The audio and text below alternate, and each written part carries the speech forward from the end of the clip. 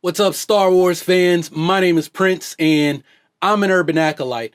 The other day, I had somebody ask me in a comment what my thoughts were on the Rey and Kylo Ren romance being confirmed. And I don't remember what my response was, but I know what I was thinking was, how do you know that it's been confirmed? So I did some digging because hey man, I'm gonna just be honest with you. When I see something in YouTube comments, I tend to not believe it. Nothing against you all. So in the case of that particular person, you were actually wrong. You misquoted what was actually said, right? This actually came from Jason Fry, who wrote the novelization for The Last Jedi. And this came out in an article last week, at the end of the week. Jason said that lots of fans assess it as a potential romance, and maybe that's ultimately what it will be. I have no idea, which means it hasn't been confirmed that it's a romance. Lots of fans interpret it that way. Certainly the famous scene in the hut verges on that, meaning the little force hand-holding, hand-touching scene, right? And Rian Johnson said, hey man, that's as close to a sex scene as we're going to get in a big Star Wars movie, right? But we fall back on romance because it's the best analog we have. Rey and Kylo Ren's relationship is more intimate than that.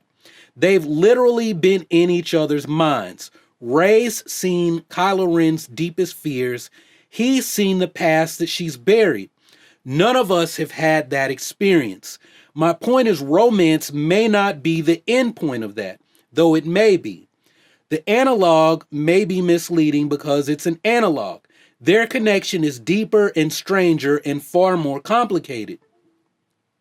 I think The Force Awakens and The Last Jedi cover those complications wonderfully, with episode 9 promising more, right? So when I talked about before The Last Jedi came out, I said I think they're going to have this relationship like Charles Xavier and Eric, what is his, Maximoff? What is Eric's last name? I don't know. Like Professor X and Magneto, right? And you think about Professor X as a telepath, he is seen inside of Eric's mind, inside of Magni. He's experienced all of that as a telepath. Like, you know, that's his thing, right? That's why Magneto wears the helmet, to keep Charles out, right?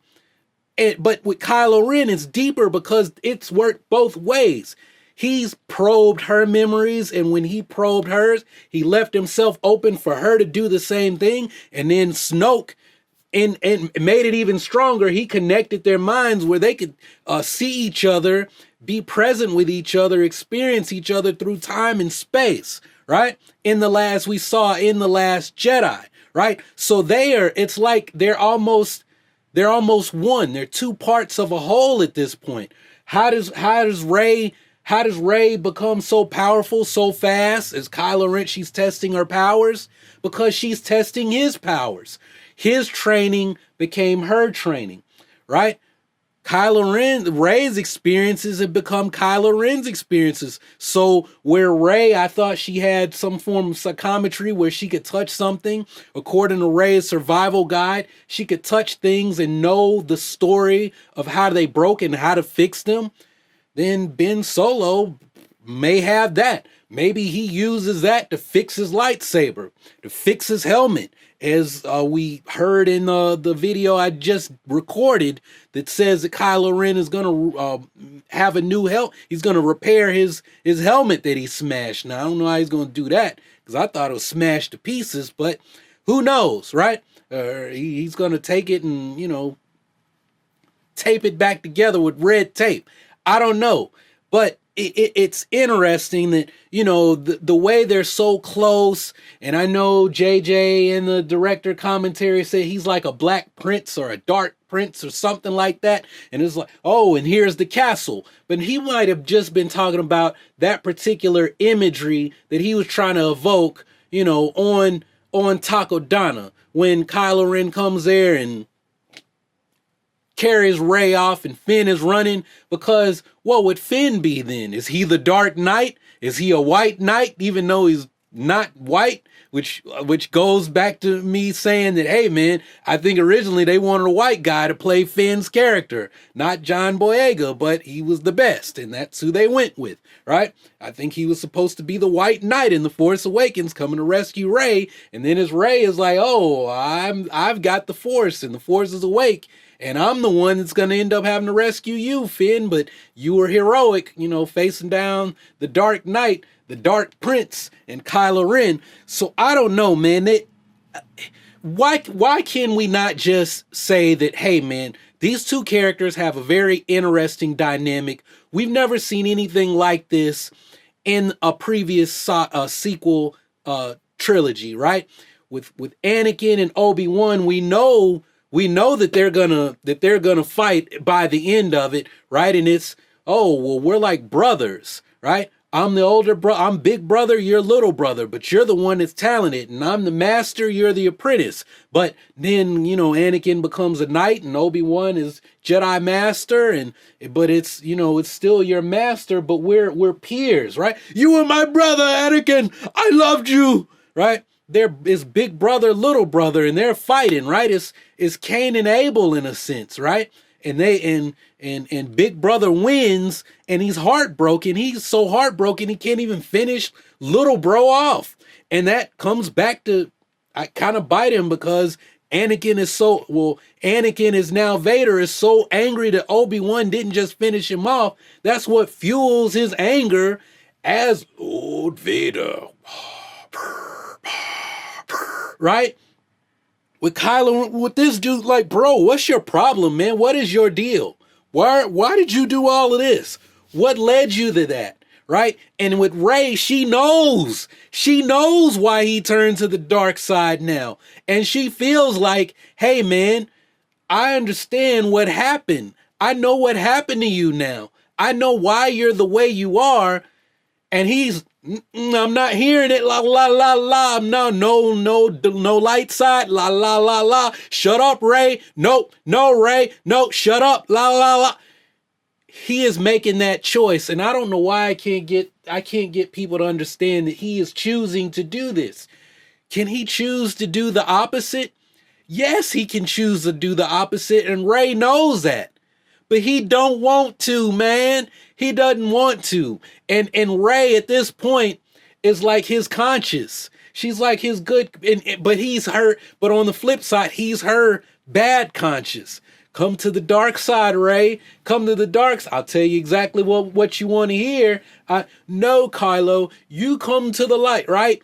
And I mean, hey man, what happens when, what is it, an unstoppable force meets an immovable object? They yield. What's gonna happen, man? Because, hey, man, what I'm hearing is that Rey and Kylo Ren are gonna have a big brawl to conclude Episode 9, right? That's what I said in the last video that I recorded. I don't know which ones y'all are seeing, but the last video I recorded, that's what the word on the street is that Kylo Ren and Rey are gonna have a big showdown to end Episode 9. And what's gonna happen, right? And what how is this in game? Reylo is in game? I don't know, man. I don't know. I don't care either way, because to me the story is the story. Whatever happens, hey man, what did Michael Jackson say? Whatever happens, just keep holding my hand, right? Whatever happens, hey man, I'm gonna just be in my seat watching the movie and thinking, man, I'm gonna have a whole lot to talk about when I get to wherever I am to record on YouTube, if I'm still recording on YouTube, talking about Star Wars. Or if not, then I talk about it on my vlog channel or somewhere else. I'm gonna have something to say.